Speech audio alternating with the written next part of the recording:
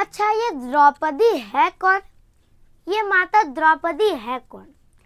ये द्रौपदी ना अयोनिका है। ये द्रौपदी कौन है? अयोनिका। अयोनिका अर्थात, अच्छा हम लोग योनि से पैदा हुए ना, मनुष्य धर्म योनि से ही ना पैदा हुए हैं।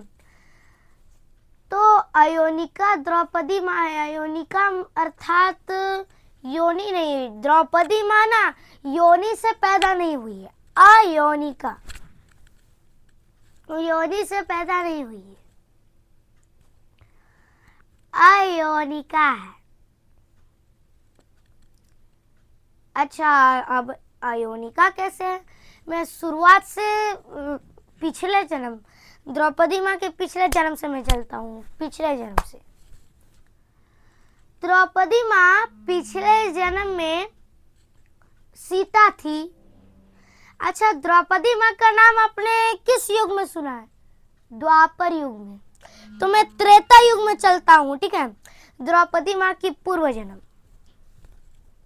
द्रौपदी माँ पूर्व जन्म में माता सीता थी।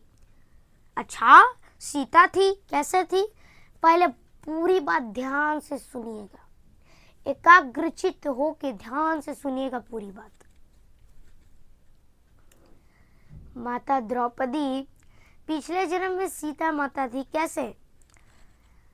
जब राम जी को लंका जाना था रावण को मारने के लिए, तो रावण ने नकली सीता का अपहरण किया था ना। तो असली सीता माँ कहाँ थी? अग्नि कुंड में थी ना, अग्नि में थी ना।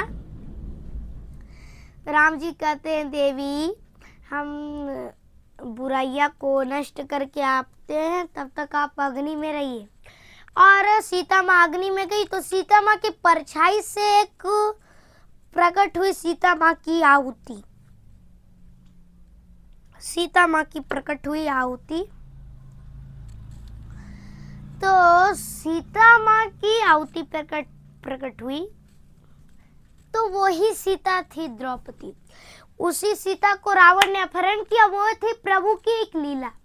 उस सीता, नकली सीता को रावण ने अपहरण किया और फिर राम जी ने रावण को मारा। और वो जो नकली सीता माँ थी वो कहती है, प्रभु मुझे आप ही की पत्नी रहना है। अच्छा, प्रभु को देख करके कौन मोहित ना हो? तो प्रभु कहते हैं, अच्छा ठीक है, मैं मर्यादा पुरुषोत्तम हूँ। मैं तो एक पत्नी व्यता हूँ।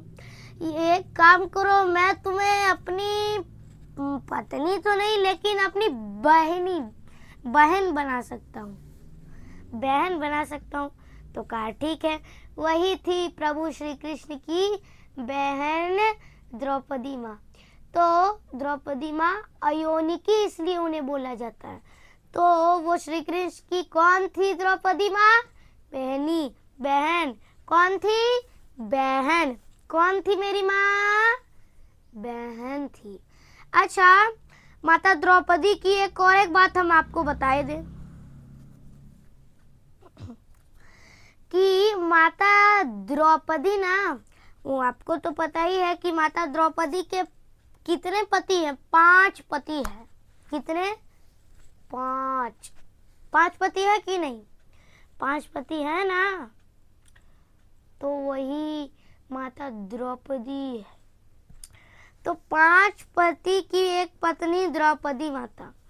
तो 5 पत्नी में वो हर पति के पास लगभग 11 महीना रहती है। लगभग इसलिए बोले कि थोड़ा ज़्यादा थोड़ा कम भी हो सकता है, इसलिए लगभग 11 महीने एक पति के पास रहा करती थी। जैसे अर्जुन जी के पास 11 महीने रह लिए। अब चलो युधिष्ठिर जी के पास। किनके पास? युधिष्ठिर जी के पास। तो युधिष्ठिर जब वो पति दूसरे पति के पास जाती थी ना 11 महीने रह के, तो माता द्रौपदी के पास एक शक्ति थी कि वो कभी भी अपने आप को ना कुंवारी कर लेती थी, कुंवारी कर सकती थी। तो जब 11 महीने के बाद दूसरे पति के पास जाती थी, तो दूसरे पति के पास जैसे मान लीजिए युधिष्ठिर जी के पास अब गई, तो युधिष्ठिर जी के पास नहीं तो नकुल, सहदेव, भीम, युधिष्ठिर दूसरे पति के पास जाती थी 11 महीने के बाद, तो कुंवारी बन करके जाती थी, कुंवारी बन करके, उसके बाद विवाहित होती थी। ऐसी थी माता द्रौपदी। तो माता द्रौपदी भी कौन थी? अयोनिकी उन्हें कहा जाता है। क्यों? क्योंकि उनका योनि नहीं है। ठीक है, माता द्रौपदी बहुत धन्य थी कि वो प्रभु की बहन बनी। चलो पत्नी तो नहीं, लेकिन बहन तो सही, वो प्रभु की बहन बन गई। सोचिए कितनी धन्य थी। तो धन्य हो गई माता द्रौपदी। तो प्रेम से बोलिए राधे राधे।